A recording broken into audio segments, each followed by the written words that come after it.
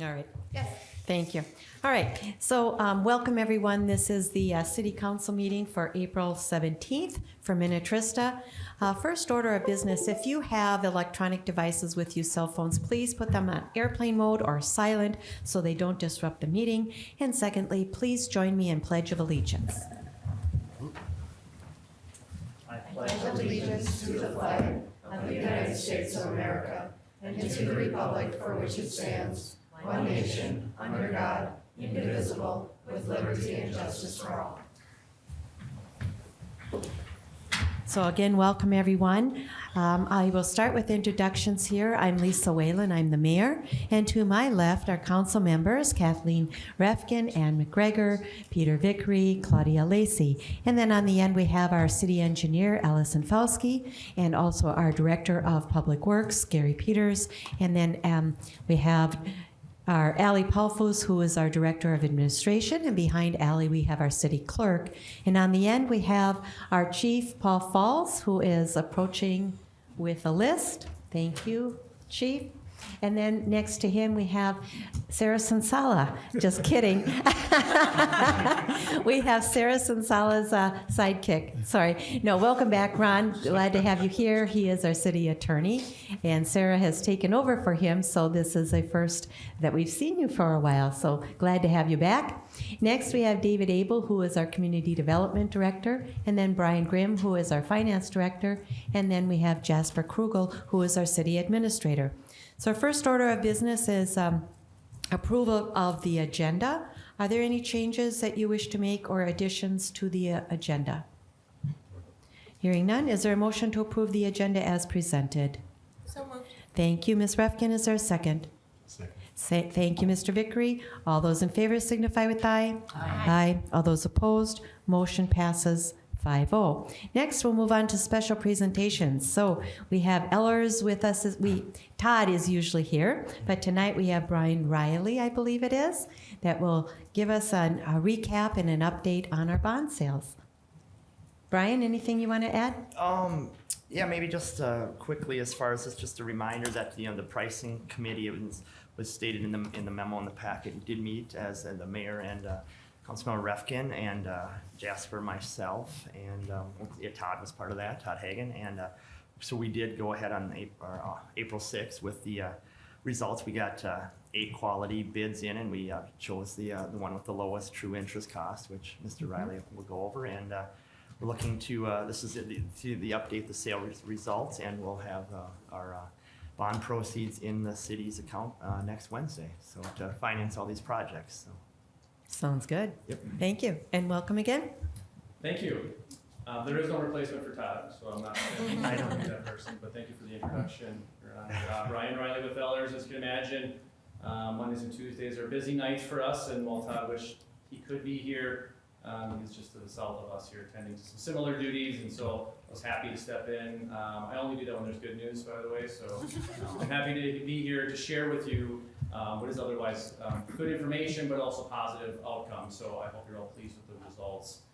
I want to give you a high-level overview, and if there are questions, just raise your hand. We don't need to wait till the end. I'll let you determine if you think this presentation is special at the end, even though it's noted as such on the agenda. But ultimately, just want to give you a little bit of an update on where things stand. I think Brian laid out all the details in terms of timing. So as was mentioned, decisions have been made. You did delegate authority to the pricing committee to execute the bond issue and the sale with the purchaser if the terms met the parameters that you established a while back. So on April 6th, the bids did come into our office. Very favorable results. I recognize in the past, it's been a few years since you've issued like 2020, but in the past you've got anywhere from say 4 to 6 bids on competitive sales. In this case, you received 8. That's indicative of a few things. One is the market is very favorable for issuers at the present time. There's not a lot of, don't think of this any differently than commodities, right? When the supply is high and there's not as many borrowers, there's pressure on prices and interest rates have to go up a little bit. In this case, there's a lack of supply in the market, and there's also attention to high quality credit. So an even bigger factor is your credit rating at AA+. Very, very strong, especially for a community of your size. oftentimes it becomes very prohibitive to get up into that sphere of the rating spectrum because only above you is AAA.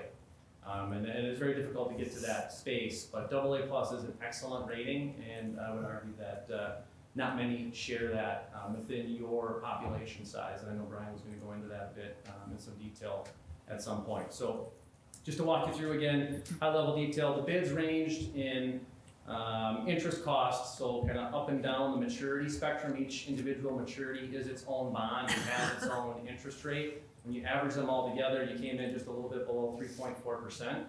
So a bit better than about a half a point than our original estimates. We do tend to be conservative, but the market has been in your favor the last few weeks and even months. So very positive there. When the pricing came in, this is a bit of a quirk in the market, and if you want to get into the weeds, I'm happy to do that, but won't initially get there. But because of the way the bonds were priced, you're able also to reduce the size of the issue, which is a favorable outcome, but we do a kind of a balancing act when we make adjustments. So we take that into consideration, and we do restructure and resize the issue on the day of sale to get final sign-off from the purchaser, and then to also put together any documentation that then follows. So the end result was you started at $7,350,000, you wound up at $6.79 million. You're still looking to garner the same amount of proceeds. So again, you get this, what's called a premium, or an amount above the face value. You're able to either reduce your issue size or gross up for project costs. In your case, the choice was made to reduce the issue size. So you still get the same amount of proceeds for your construction purposes. As you go down the tally from best to worst, again, that low bid came in just below 3.4%. You had some tight bidders on the front end and on the back end, about 3.8%. That's about $220 some odd thousand in interest costs. So truly the competitive sale does result in positive outcomes. You can't know who's going to be the most favorable on any day. You've got a high quality credit rating and an attractive issue. I think you're always best served to go out to the market in this fashion and get competitive interest. Inside your packet, I believe you got, yeah, please go ahead. Well, what's a reoffering yield? All right, we're going to go into the weeds here. So think about it this way. Let's say I was buying a piece of property that was being leased from you. But what you're getting for, say, a rent or lease is the income on it is much higher than I could otherwise get if I bought an equivalent property, because you've locked that in. Let's say lease rates fell down low. So what I would have to do to factor that, not just the property, but the income, I have to factor that in. So I'd have to probably pay you more than the face value of an equivalent property that had not been, say, leased up yet. So it's more attractive. So they pay you higher than face value. So let's say you've got a $1,000 bond. If it's got a higher than market rate of interest attached to it, that person has to pay you more than face value to buy it. So even though at maturity they get their $1,000 back, they're going to pay you upfront something like $1,050 to enjoy that higher stream of income. For you, you're rather indifferent because you take that additional money and you reduce the total amount that you need to borrow. So we balance the scales a little bit, and so you get the choice. State law allows you to either put that money towards your projects, and you can keep it and keep the issue size the same, or you can reduce the issue size because you have these additional dollars. We can't always know what the market's going to look like when you go to actually sell your bonds, so we tend to price things preliminarily at face value. And so then we kind of let things play out, and when things come in, we reserve the right to make all the adjustments that are needed, and the buyers know this in advance. And so when they put their bids in, they understand that we're going to take that and ingest it, and we're going to adjust to get to the place that we need to ultimately be. So when you add up the prices for all of the individual maturities, that's the total amount of reoffering premium, and so that's the number that you're looking at there. Okay, thank you. And it might be best if you kind of scan through the bid tabulation page. You'll see there that the rates that you're paying, 5%, 5%, 4%, all the way down, the yield to the investor is lower than that. And that's because they're paying more than face value. So they're going to get that 5% income. Your cost of capital for the first maturity is really 2.37% because they're paying you something substantially more than face value for that individual bond. And going down the line, same thing. So when the coupon, the rate, is higher than the yield, The only way to get there is to increase the price of your bond, which you get at the time you issue it. Yeah, okay. Thanks. All right, so the pricing committee did award and execute the transaction on the 6th, and so what we're looking at are the results. And so then we'd be looking to close here in roughly a week and a few days. At that point, you'll get 100% of the proceeds at closing. You'll probably likely reimburse yourself, but also you can put that money to work. It happens to be a very favorable environment to do that as well, to reinvest your funds. You'll certainly be able to invest it at rates higher than where you borrowed, which hasn't really been a thing for like 15 years. So thumbs up for that. You're on the good side of both of the coins, which is hard to do in this case. The buyer was TD Securities out of New York. You got really good representation from all across the country, not just the Midwest, but to the east and even the East Coast. And so to me, that means you've got an attractive offering. The market is favorable, and the dealers, they want these bonds to sell to their customers, and they were aggressive with their pricing. So all good. My intention was to next kind of walk you through the rating report, because I think that gives you some valuable information. It's always good to get kind of third-party, high-level, how do people away from us view us. And so, Brian, I don't know if you want to tee up anything particular. Otherwise, I'm happy to scan through it with the council. Yeah, I've got just the start of the ratings report here. I mean, obviously, like the AA plus and like showing here on the overhead stable. So that means they can either have like a what's the term there? If you're looking to potentially move up to AAA or move down, there's a potential movement. But with that stable, that means we're doing well. They looked at our local economy. They looked at our cash on hand. I know when Todd comes here, he always says cash is king. So we've done a pretty good job of having good fund balances. And I know we've our balancing, and we will be talking about our budget here again this sooner rather than later for 2024. So. I mean, I think for a community our size, AA plus is awesome. I mean, I don't know if there's 15, 20 AAA cities in Minnesota. I guess you probably would know more than me how many there really is. There's not a ton of them, I guess. There's more than there used to be, but probably not as many as you think. Yeah. But yeah, I don't know if you want to go through any I tend to look at these from. The rating is indicative of a lot of things you don't have control over. You talked about the economy, Brian, and your tax base in general. If you get a high level of concentration of tax base, it presents risk. You don't have that. The things that you can control are largely financial in order. And when I read through this, you've made choices as an entity along with your staff that have put you in a strong position. And so if you look at the language, you've got either very strong or strong across your financial management assessment. So they're looking at your governance framework, the policies you have in hand, the decision-making, how you go about budgeting, planning, those sorts of things, all look upon favorably. And then if you just look at the pure financial metrics, I tend to gravitate most towards fund balance. Very strong, you're looking in very good shape. You've been good stewards of the public dollar, and I know you want to look at that money and think about ways to potentially spend it, but if you drew down too much of it, I can actually tell you would impact your rating. That's probably the number one thing you have control over that builds up to that AA plus. And then finally debt. Again, you've been good stewards of what you have available to you for borrowing purposes, and so when I look at the total amount of debt outstanding and what you levy for property taxes to pay debt service, that's about 15% of your overall budget. The magic number is about 25, so you're well off that mark. And once you start to get to that number, it indicates a level of pressure, because every penny of fixed cost in your budget where you don't really have much discretion introduces pressure and risk on your financial situation. So all the things that all of you have control over, you've done very well. And so I tend to focus on those most specifically. The rest of it is great, but you don't have always control over resident income levels and the value per capita. Those sorts of things are nice, and they do add to the rating, but you can only control so much.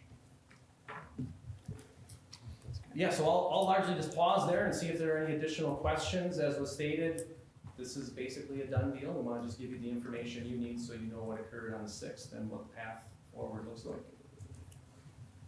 No, just looking forward to the check. That's all.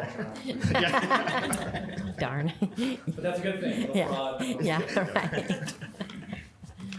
No, I think we're good. So thank you very much. You did an excellent job. You can come back anytime. Well, thank you very much for that. When it's good news. Yeah, I'll come either way. But and thank you to all of you. I know you've been a long time client, and we're always you all very much for your time. Thank you, Mr. Riley. All right. So next, under special presentations, we have our GFOA Award of Excellence and our financing report. Mr. Grimm. Yes, so Madam Mayor and Council, so, I don't know, tonight so far is finance's night to shine, I think, so it doesn't always happen very often, right? So, but yeah, this is, and it seems probably a little lagging, but just with the way the 2021 report would have been submitted last summer of 22, and it's been usually a 6-month turnaround, but I think they're short on reviewers of the GFOA award program, so basically, we got the results in March here as far as that. We did achieve the award again on our 2021 audited comprehensive annual financial report. We've been receiving this award since 2004, so if I can do the math, it's 17 years or something to that effect. So it's been a good long-term award, and it does not just for being able to put a plaque on the wall with some little pennies on it, or pins or whatever, but it used to be the full plaques, and now they've cost savings. They're going to Just a little you get pin. a penny each year to put on the plaque, but that's fine. But it's more. I think I've stated in the past. It's additional, and even ties into our credit rating. It's probably 20 more pages to our report. It's additional statistical tables and information that helps bond reviewers and other interested parties learn more about the city's financial position. So it is a well worth while endeavor, and it's always nice to get an award too. So I guess I'm more here just to present, or you can pretend I'm holding a plaque right here. So, It was in our packet, but maybe just for the public's information, I'll read the award letter that was sent to us, and that it says the Government Finance Officers Association of the United States and Canada, the GFOA, has awarded the Certificate of Achievement for Excellence in Financial Reporting to City of Minnetrista for its annual comprehensive financial report for the fiscal year ended December 31st, 2021. The report has been judged by an impartial panel to meet the high standards of the program, which includes demonstrating a constructive spirit of full disclosure to clearly communicate its financial story and motivate potential users and user groups to read the report. The Certificate of Achievement is the highest form of recognition in the area of governmental accounting and financial reporting, and its attainment represents a significant accomplishment by a government and its management. So congratulations to Brian and his team who do this annually. We greatly appreciate it, and like you said, it adds to our bond rating as well. That is a good point. I do want to thank each year. I know Dawn used to be part of this, and then she got promoted to a different better position, department. right? But then it's Angie Bolus, as our associate accountant, and then Renee Newman got involved this year as our. So obviously those two helped extremely too. It's a team effort. It's a definitely, team like you effort, yes. You spearhead that, so thank you. said. Okay, so now we'll move on to our, AE2S has a special presentation regarding our water model update, water infrastructure. Welcome. Welcome. Thank you everyone for having me back. Mayor Whalen, members of council, I'm here to provide a new update on your water system engineering. So I'll go over. You want that? Yeah. So it's just the arrow.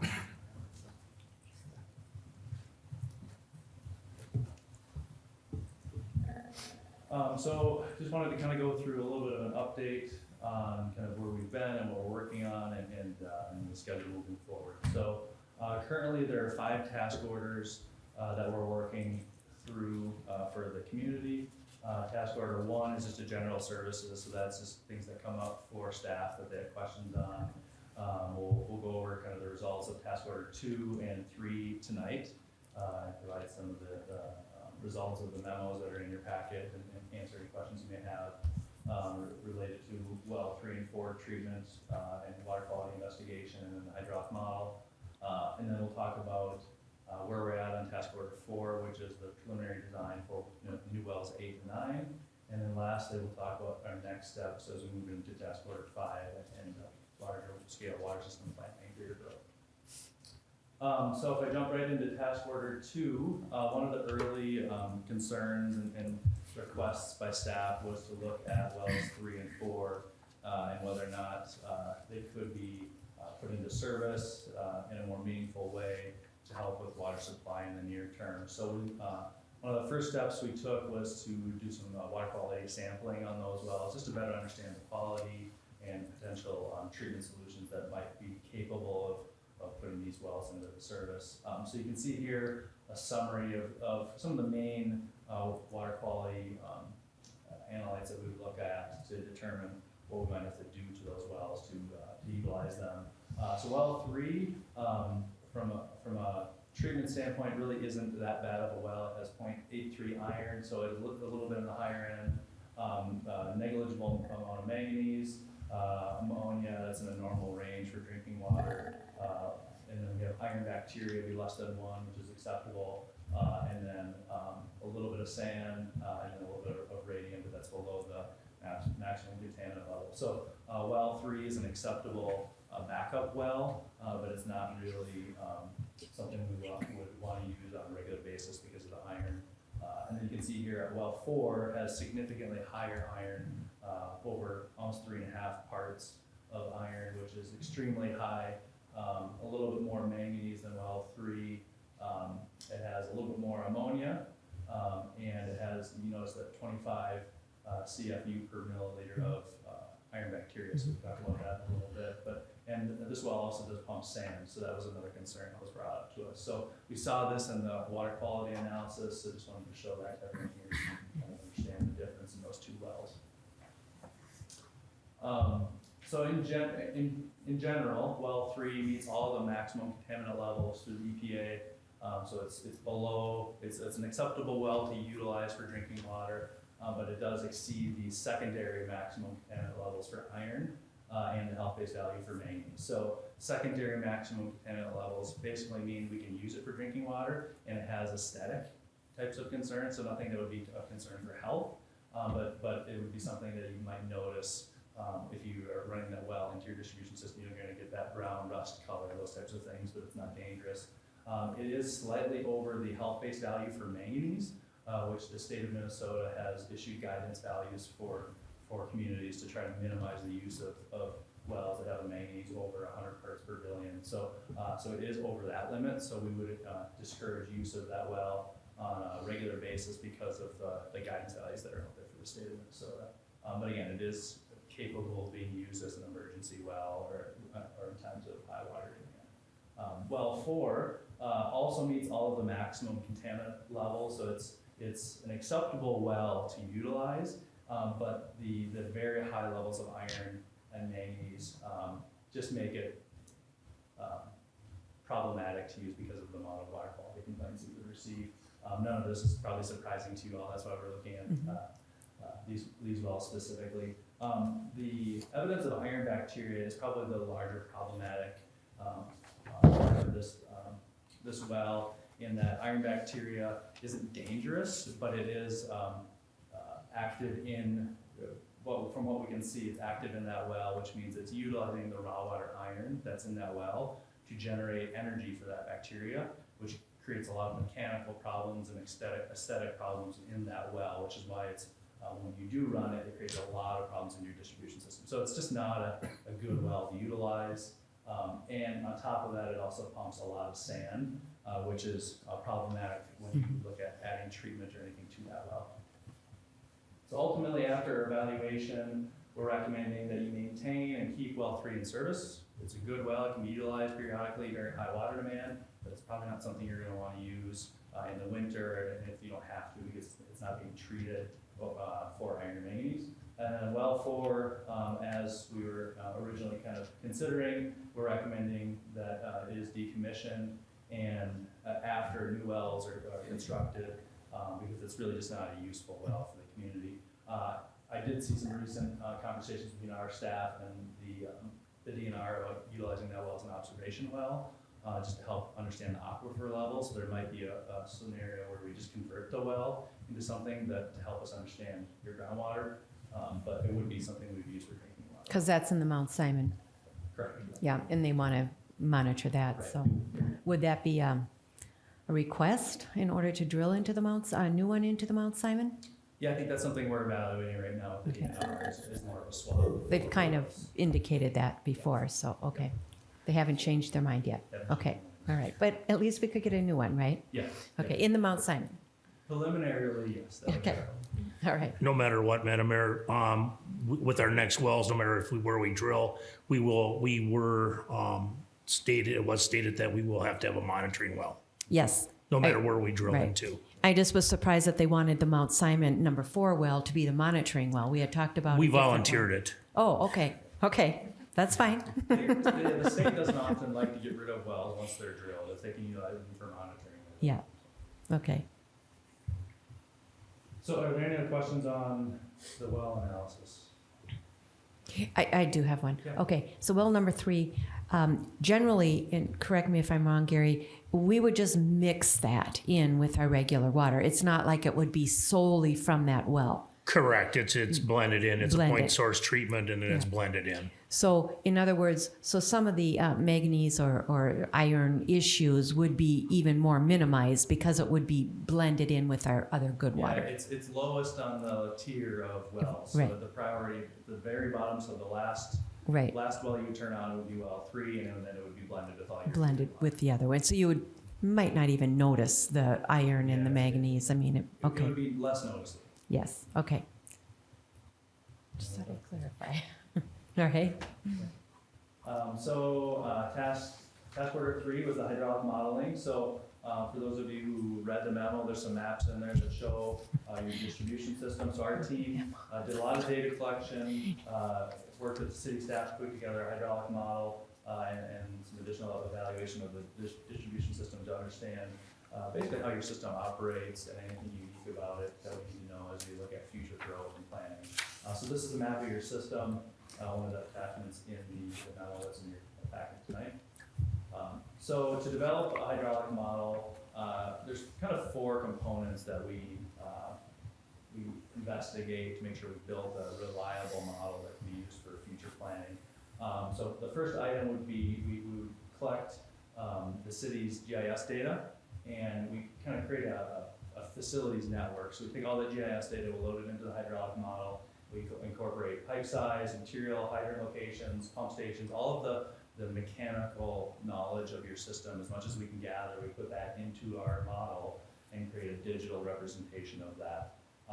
And then once that is built, what we do is work through your records, and we review demand data of your distribution system to understand kind of the average day and peak day demand in the recent years. And historically, we use customer billing data, and we actually can pinpoint that in the model for all of the utility bills within your city. So we can get all, we have a giant spreadsheet with everyone's water usage, and we know exactly where that's occurring, and that's put into the model. So if you look at those maps, there's little dots in that map. That's all of the utility bills that we're assigning demands in that model. And that's specifically from utility bills. And then we also review SCADA data, so the supervisory control and data acquisition system that runs your distribution system and all the hydraulics. We extract data out of that to understand how you use water during the day and through the month and week, so we can understand. We use that data as a real-world representation of how your system operates, and we compare that to how the model is showing us how your system operates. So we actually calibrate things to make sure they are the same. okay, so question. Yep. Because you keep saying your system, but we actually have systems. Correct. So I'm assuming your model would have 2 different models because we have the north system and then we have the south central system? Yep. You wouldn't want to mix them together, I'm assuming. Yeah, well, so it's one model, but we have both systems in the model. Okay. So they're hydraulically disconnected, but they're in the same file, I guess. Yeah, for- okay. For that system. So yeah, I generally say system, but you're Okay, correct. but I It's just 2 wanted to zones. clarify. Okay, thank you. So all of that data is collected, put into the model, and calibrated.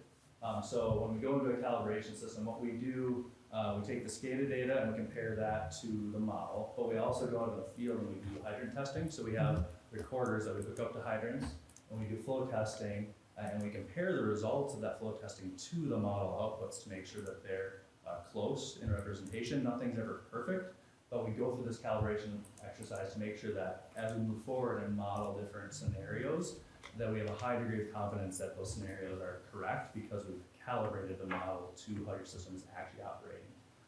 So we go through all that calibration, and then we can actually run what we call extended period simulation. So we can run your model over weeks of time at certain demands to understand how your towers will fluctuate, how your system uses water, make sure that, and then we can see kind of how your system would handle high demand scenarios or low demand scenarios and how those towers would fluctuate. So it allows us to understand if you ran into the hottest day in the summer, are you gonna run out of water? Of water tower? Do you need more storage or less storage to accommodate those higher demands? It allows us to look into the future as that demand increases and see if we have storage problems or if depending where that demand is, if we need to place storage in certain areas. So we're able to now utilize this model because we understand how it's impacting how your system is being impacted. So on top of that, we also developed scenarios to run in this model once the extended period simulation is complete. So that allows us to develop average day and peak day scenarios and look at how your system actually uses water during the day. So we can build what we call a diurnal demand curve, and that shows us a curve of exactly how your system utilizes water and what that might do to your storage volume. So, and ultimately it allows us to evaluate system pressures, available fire flow in your distribution system, storage and pumping capacity. A lot of communities, once they have a calibrated model like this, they can use it for ISO certification for insurance companies for fire protection and commercial development. So rather than them having to go out and actually do flow testing on hydrants, they can just utilize the model outputs for fire protection. So we've gone through all of that work to develop a model, and here are a few of the results that we've kind of developed with your current system. So if we start with storage, so based on our analysis and all the calibration work that's been done, we believe that your storage currently is sufficient to meet your current equalization, fire, and emergency needs. So you can see the graphic up top there.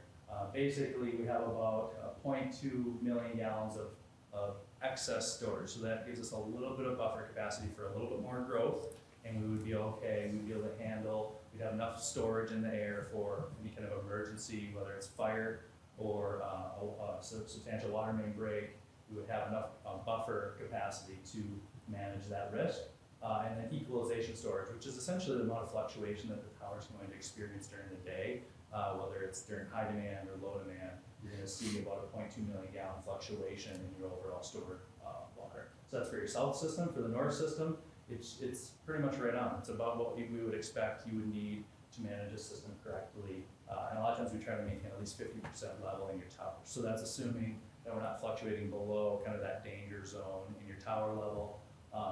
And you can see there we have equalization storage. That north tower doesn't fluctuate a lot, but it does have about 250,000 gallons of emergency storage available. So ultimately, I think we're comfortable right now with what we have in available storage.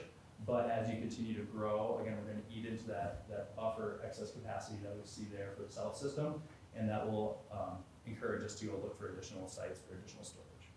So let me ask you a question then. So with additional storage, but if we do an additional treatment plant, wouldn't it be able to feed the storage quicker? And so then why would we need additional storage?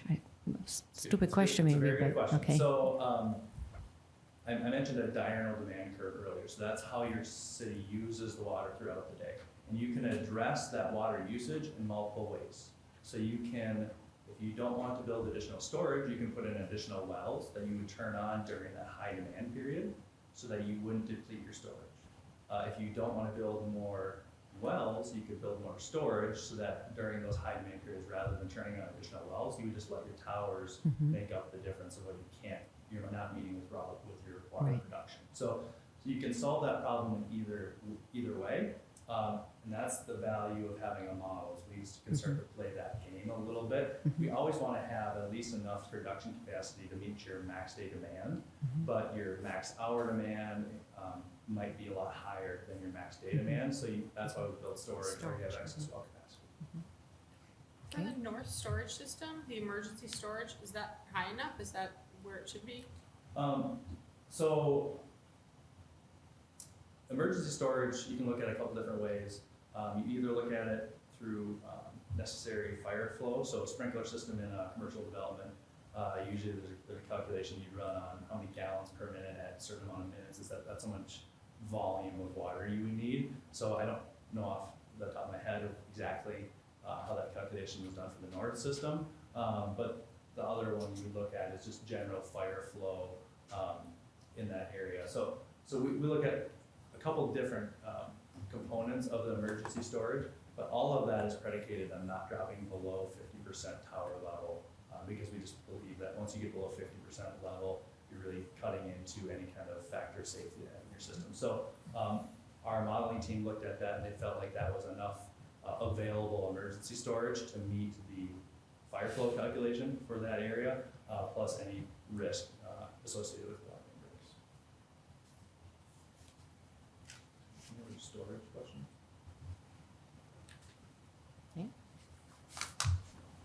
So as far as pumping capacity, so that was the other question you had, was our ability to pump instead of utilize storage. So we did look at that as well. So if I talk specifically about the south system, overall your total pumping capacity is about 2.2 million gallons per day.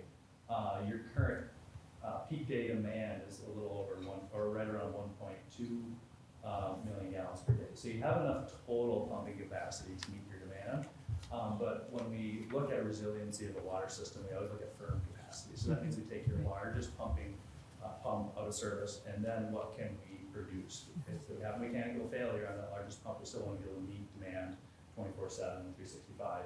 So as we look at what our firm capacity is, that number drops down to about 1.4 million gallons per day. So it's a little bit closer to your current peak day, but we're still above that. We're still above 0.2 million gallons of excess firm capacity, but that's total pump capacity. That's not just treated. So if we look at just your treated firm capacity, you're at about 0.7 million gallons per day. So there is a deficit of treated capacity of about 500,000 gallons a day.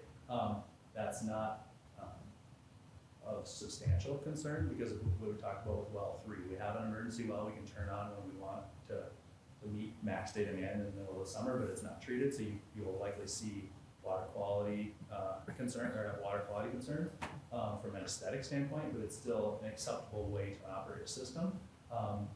But that's why we're looking at these next steps of adding additional treatment to the system, because that would ultimately raise your treated firm capacity, ideally above your current peak day demand, or even further to accommodate future growth.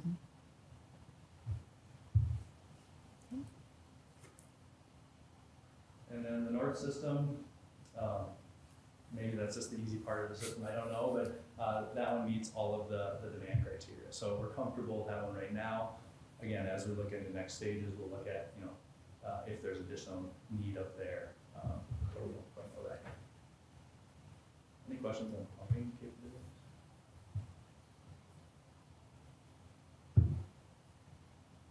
Well, okay, I'm sorry. That's all right. So it's not just the pumping capabilities if you pump it directly into the system, but it's also the filtration capacity too. Because if you pump 2,000 gallons a minute, but it can only filter 1,000 gallons a minute, you're still behind the 8 ball. You're still so we have to look at both, correct? Yes, you're right. So okay. The pump capacity is one thing, treatment capacity is another. Right. So it's our understanding that some of the deficiencies in the treatment system have been resolved. So when they did the modeling, they took that into consideration. So the pumping here, we're representing it as pumping, but it incorporates the treatment capacity. Okay, as well. thank you. All right. Other questions? Sorry, I keep That's interrupting you. It's, All right, there's go ahead. A lot of detail Yeah. here that I didn't get into. But, Okay. So this is really the result of the hydraulic model exercise. So really what this does is it gives us a really great baseline to start from. We really understand your system. We understand the pumping capabilities, the demand that we experience throughout the year. And it gives us the ability to really take this backbone and build from it and look at how your community is going to grow and how we're going to utilize what we currently have and build into the future to supply your community. And really that's where we kind of get into task order 4 and task order 5. So our team is currently in the preliminary design phase for wells 8 and 9. Those should be wrapping up very soon. I think I have a draft memo actually in my inbox right now for the results of the hydrogeology evaluation and preliminary design. So for that task, we're reviewing the hydrogeology of Minnetrista and the potential for production capacity of those wells, placement of those wells, and then, like I said, I have a technical memorandum that we're reviewing right now, so the results should be late soon, and we'll be moving into final design for both of those wells. So do you also know what the water quality was from the test wells that we did? Is it fairly good? How are we set on that? Do you know? Did you test the manganese and the iron I and the? believe they okay. did, I don't know. off the top. Okay, and the reason for my asking is, if we drill new permanent wells, production wells, is it possible to get those online and have those feeding into the system and/or into the current filtration plant before the other plant is done? I mean, how? Because obviously those two things kind of go together, but I'm just wondering in the interim if there's a need for additional well pumping. So, to answer your question, so, that's part of where task order 4 is gonna kind of phase into task order 5. So, task order 5 is water system planning. So, a lot of communities, as they develop out a drinking water system, it's a phased approach. You don't build everything right away. You have to kind of plan out as you grow, what are you gonna need, how's that gonna work with what you have. So, wells 8 and 9, we're currently evaluating what we think we can get out of them from a production capability, but that's also gonna be worked into our kind of build out plan as we look to add system capacity for your growth. So task order 5, we will start with what we call a basis of planning task. So we'll use the Met Council population projections, we'll look at your zoning throughout the community and how you plan to develop out, and we'll put together kind of a 30-year planning horizon of where we think your larger demand might be, what we think that demand might look like, in association with land use and population. They really give us a roadmap of what does your growth look like and how do we need to be prepared to serve that, so we're not reactive or proactive. So we'll start with basis of planning. We'll also look at water supply planning. So that's focused on the well placement. So that's where we start to look at wells 8 and 9. We'll have a little bit of information based on the preliminary design for wells 8 and 9. And we're also going to incorporate the geological map that we're getting from the preliminary design into future placement of even additional wells. Where would be reasonable places to look for additional wells to continue to support Minnetrista's growth? So we'll incorporate all that into potential well siting into the future and where we think that water might be available, and incorporate that into kind of an overall system development plan. So task 3 would be distribution system development. So once we've identified your demand and where the water supply is available, we also need to figure out how do we develop your distribution system to serve the demand that you have. And that's where we start looking at treatment plant locations as well as main arterial supply transmission lines to get the water to where it needs to be efficiently. So that'll be one of the tasks that we look at to provide kind of again, overall plan of how your system might want to develop efficiently. So we do it in a structured manner rather than putting in, say, a 8-inch main now and then coming back 10 years from now replacing it with a 12-inch. We just put a 12-inch in right away, minimize that redo, and just try to be as efficient with the water transmission as possible. And we'll also incorporate location of water plants and the phasing of wells 8, 9, and future wells into that. So you're correct in saying that well 8, 9 might pump directly into the system right away, and then once a plant comes online, we would just switch over and then that well would go to a treatment plant. But we want to make sure that those wells are operating before a water plant, so we can actually sample those wells to make sure we design the treatment correctly to treat those wells. So we always recommend that your wells are operational prior to treatment, so we have a really good understanding of what wells we're going to be treating. If I may add, Aaron, Madam Mayor, on that too, you have to consider what we're looking at is similar to what we have now at the treatment plant, where 6 and 7 are submersible wells that are pumping directly to the plant for treatment. If you would want it to have it so that you could set up 8 or 9, whichever one you'd want, to be both be able to pump directly into the system, you need point source treatment right away. So you'd be talking a well house and everything there, and then having a secondary outlet to the treatment plant. So that's what we look at. So you're looking at additional cost if you want to kind of look at that, because you would have to have the well house, just like similar to 3, 4, 5, where you have the point source treatment to put that into service. You just can't pump that water directly into there no matter what. You have to add the chlorine, you have to add the fluoride. So you'd be looking at additional cost that way. And I think we'd have to just look at it in terms of timing and what our capacity is and all of that. And that'll be some of the early tasks Yeah. we tackle in this Yeah. next phase is Okay. timing of when wells 8 and 9 will come on, when we think they'll come into play to serve your system and how those might transition into being treated in the future, and how we might want to handle that, potentially additional costs or not. Again, developing a plan for your distribution system. We do plan to look at centralized and dispersed type options. So, and I say centralized, it's not really centralized because you already have treatment facilities, but it would be more of a treatment plant that's expandable, where you can add additional wells to it and expand it, or do you build more smaller facilities and kind of spread them throughout the community. So again, coming up with a strategy of how do we see your system developing, and making sure that we're being thoughtful with where's the demand and where's our supply availability, and make sure we're not running pipelines longer than needed or building more treatment plants than necessary. So again, that's the distribution system development. We'll really look at that strategy and how you can mesh all of those together. And then really what it comes down to after that is the water plant planning. So at this point, the water plant's just been a dot on a piece of paper, and we're just moving it around. Now we really get into the details of what does that water plant look like, reviewing are we evaluating and treating for iron and manganese primarily, but looking at other potential contaminants and what type of space we might need to accommodate those in the future. We don't want to be we don't want to look too near term. We need to kind of look long term and make sure we were giving ourselves space to be flexible.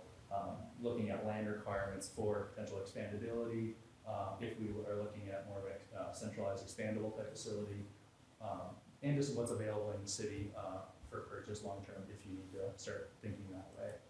And all of that will be wrapped up in more of a technical memorandum to summarize those findings. So each of these tasks that I just went through will have their own independent summary, so that staff can review and comment without having to go through a 600-page report, which no one likes to read. As much as I love to write them. But ultimately, we understand that we have to summarize all of this in something that people can quickly understand and analyze. So we plan to put together what we call like an executive summary. So it would be something that what you see on the left is an example of clear graphics that show kind of what does the trajectory look like, what are the trigger criteria that would indicate that we need to start looking at additional storage or additional treatment, and something that the council or staff can utilize and have kind of at their desk to answer questions as they continue to grow and experience demand. So schedule. I guess I'll stop there. Any questions on kind of watch list and planning phase? We just don't want to read a 600-page report, No, so, no, no, All right. So the staff, we're working on final scope for that, so I think that should be coming to council for approval next council meeting. So we're ready to get started on that. And you can see here the schedule moving through 2023 into 2024. So we plan to get started on final design for wells 8 and 9 soon. And the water system planning will begin this spring, summer. And then we'll potentially go into well construction end of 2023, 2024 timeframe, and water plant design we'll be kicking that off in probably late 2023 or 2024. So. Okay. Any questions? How long are the well construction, how long is that taking now? Usually a well would take at least a year to build, probably a little bit longer. And I say at least a year. It really depends on the type of drilling method that we allow them to use.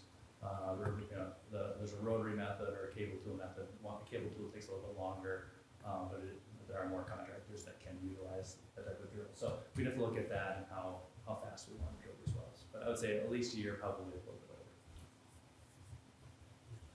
It does seem to be a good point, because it sounds like we're close to the limits of our system now, so getting that done as soon as possible.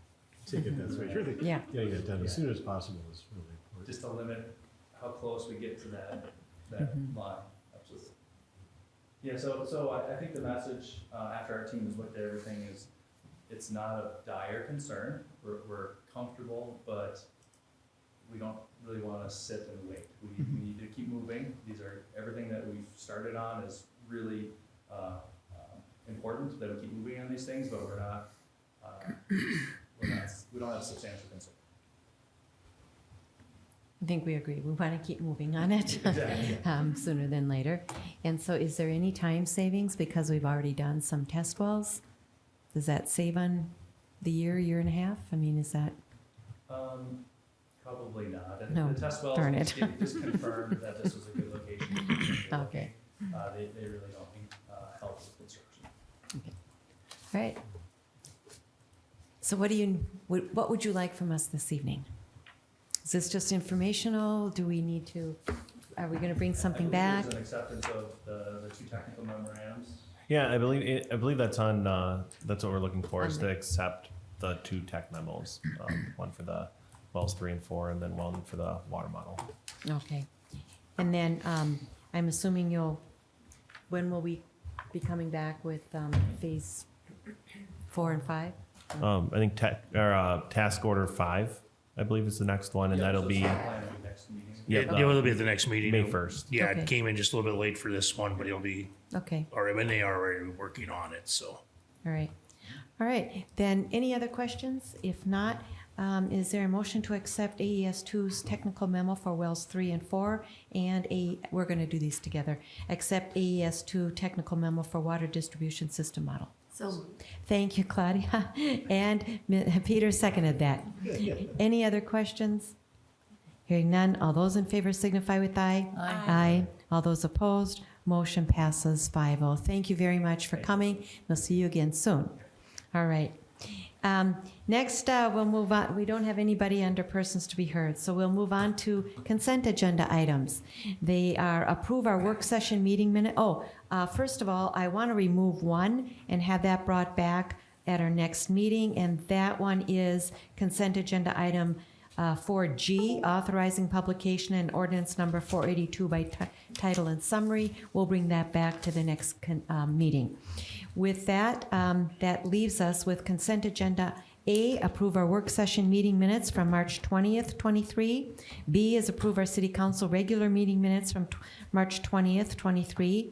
C is approve our water account type definitions. D is approve our conditional offer letter to Chase Dwinell for his promotion. And E is a resolution to approve claims. F is a resolution to approve the Memorial Park bench donation.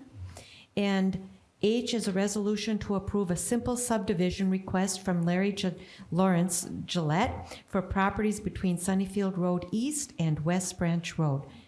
Is there a motion to approve consent agenda items as presented as I read? So moved.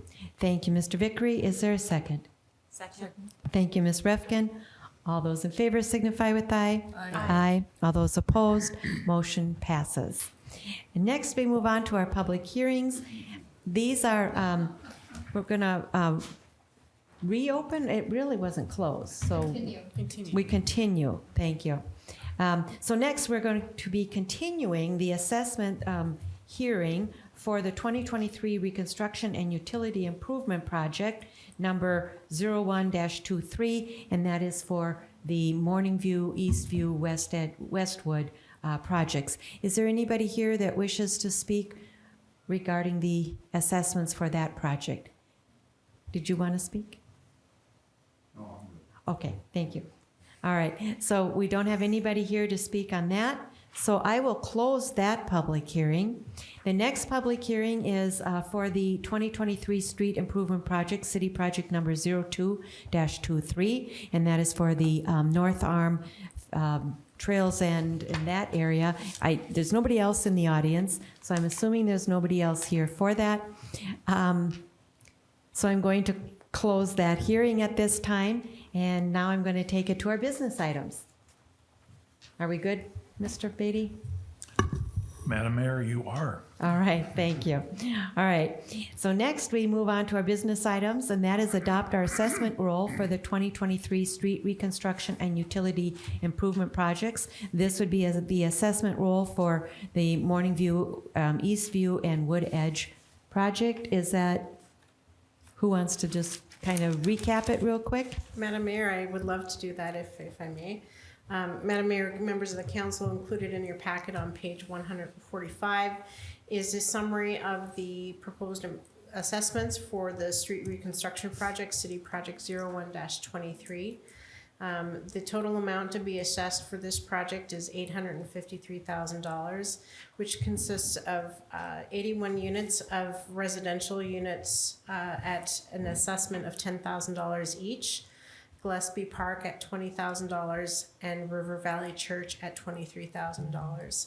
Council may recall that these assessment rates were established using a special benefit analysis that was performed last fall, which provided a range of benefit for each property, and included in the packet are the rates that the council discussed at that time as an appropriate range that the council felt comfortable with moving forward. With that included in the packet, as well as the assessment roll, should the council adopt the assessment roll this evening, it's proposed to be at a 20-year term at 5.5% interest. And I would be happy to answer any questions that the council has. Thank you, Ms. Fauski. Are there any questions? I just have one question of why do we assess the city itself? Madam Mayor, if I may answer that question, I think from a standpoint of the city being a good neighbor in the neighborhood, to show that there is a benefit to the park. From my perspective, that's why we include those city-owned parcels in the assessment roll as well. And ultimately, the money would just come out of the Park. park fund to the project. Right, right. Thank you. Yes. Yeah, we'll pay for it out of park dedication funds. Yeah, yep. Okay. But good question. Yep. Any other questions? Otherwise, is there a motion to adopt the assessment roll as presented in our packet for street construction and utility improvement city project number 01-23 and $10,000 for residential, $20,000 for the Gillespie Park, and $23,000 for the River Valley Church? So moved. Thank you, Ms. Refkin. Is there a second? Second. Thank you, Mr. Vickery. Any further questions or discussion?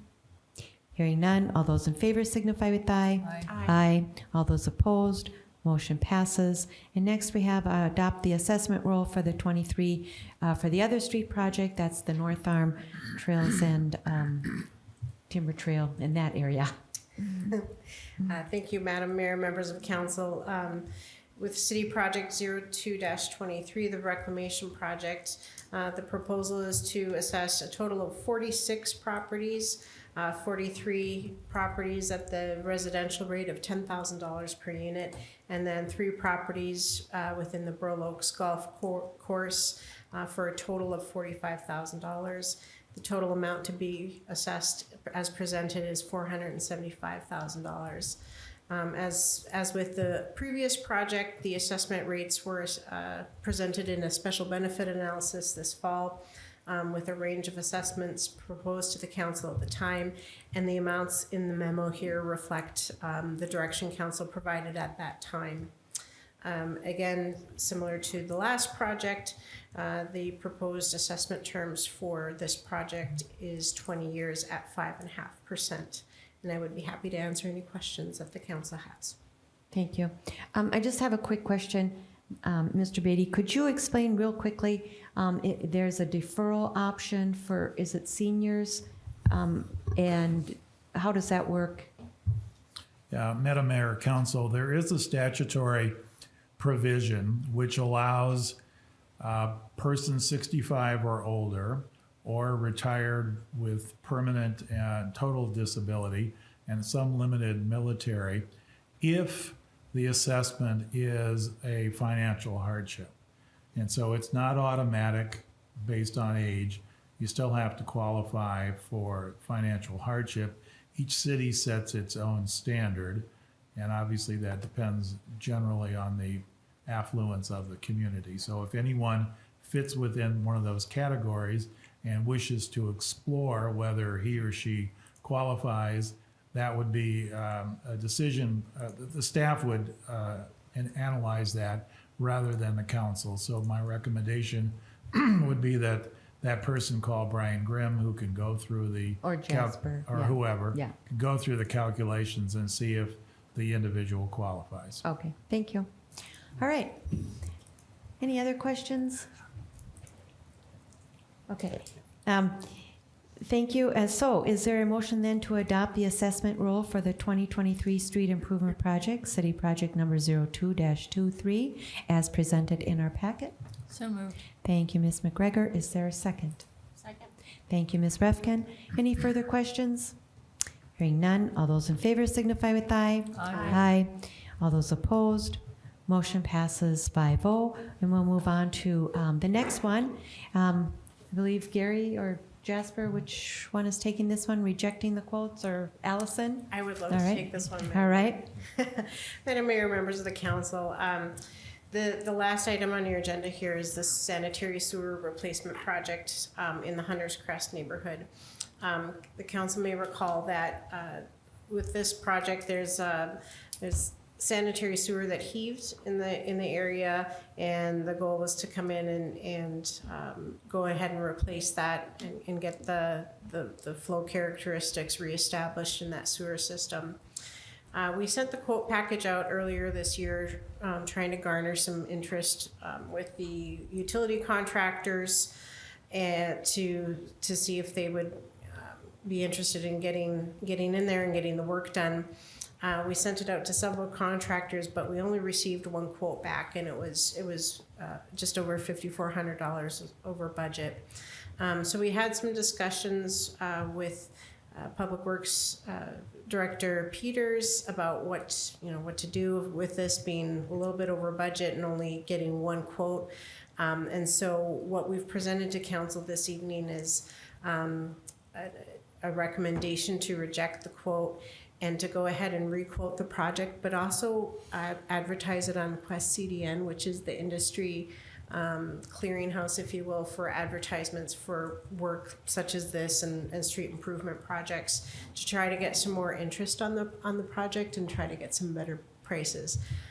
So we're looking at a little bit of extra costs in order to repackage the quote package, and it's not a significant effort. It's just quite simply updating some of the dates for submitting quotes and so on, and then also time spent to retabulate tabulate any of the quotes that we received should we go out for quotes again with this project. So included in your packet is a resolution to the effect of rejecting the quotes.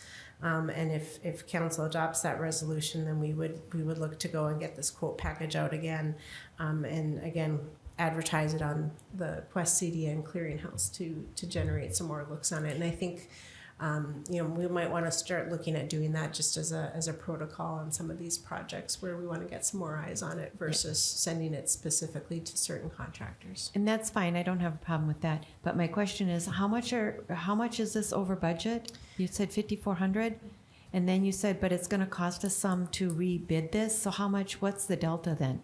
The delta would be just over $4,000 delta on it. And are you fairly certain that it's going to come in better, Carrie? I mean, We don't know. is $4,000 worth? It's very taking disappointing when we haircut? didn't get more bids than what it was, but there is some additional fees too. So we're kind of looking at the whole package, and I just feel that it just seemed really, really high.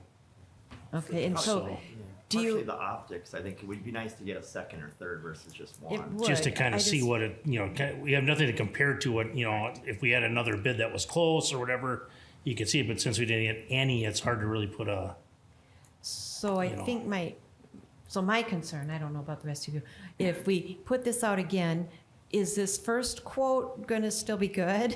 And let's just say that we put this out for bid, then we get these quotes back and they're even higher than that one. Can we still go back to the first one then?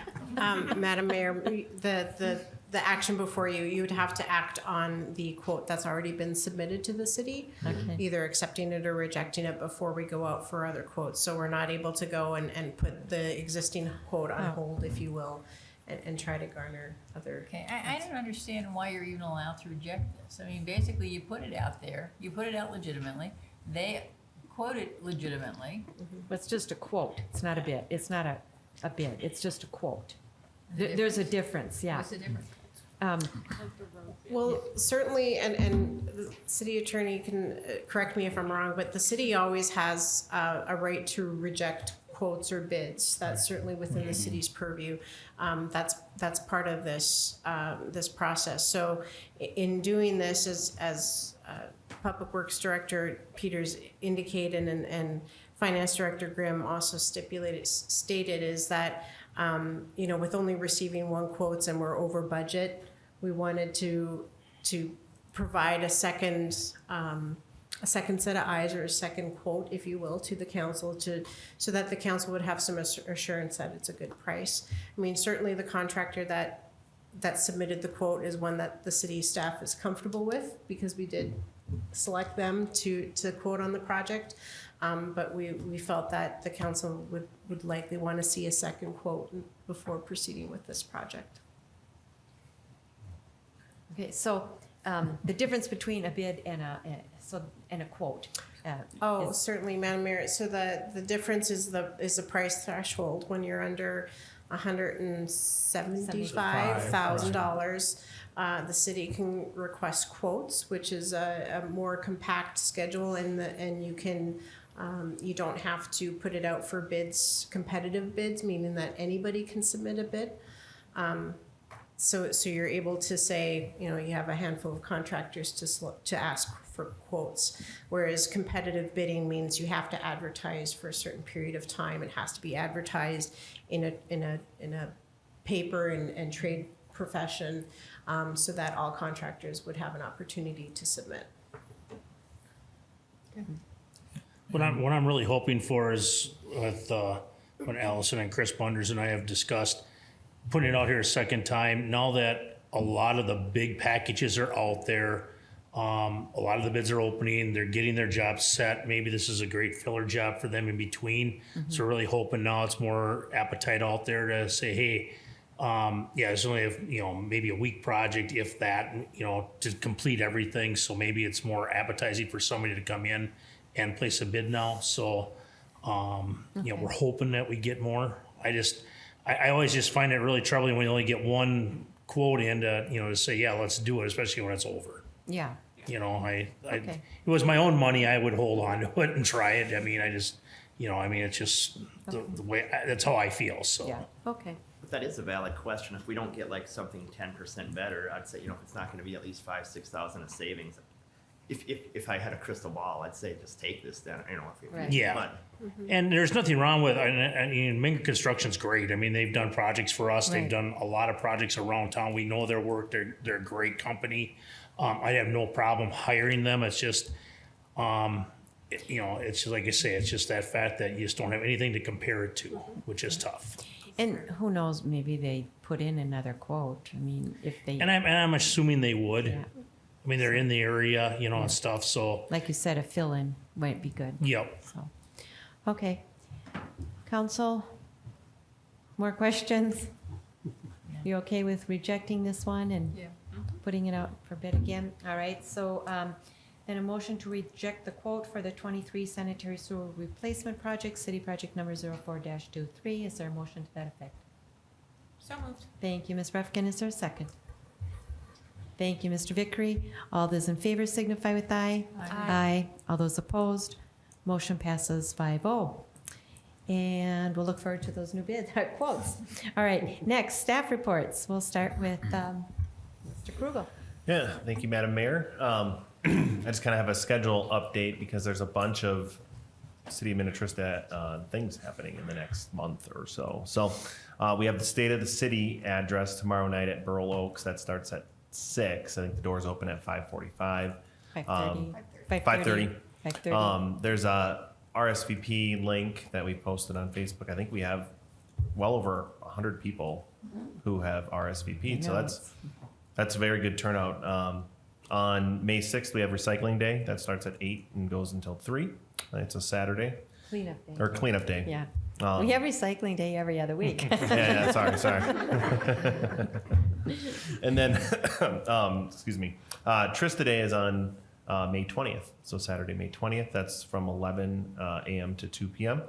We're doing things a little bit differently this year without having the hot dogs. We're having a few food trucks coming. So that'll be good. Hopefully we have good weather like we had last week and not this weekend.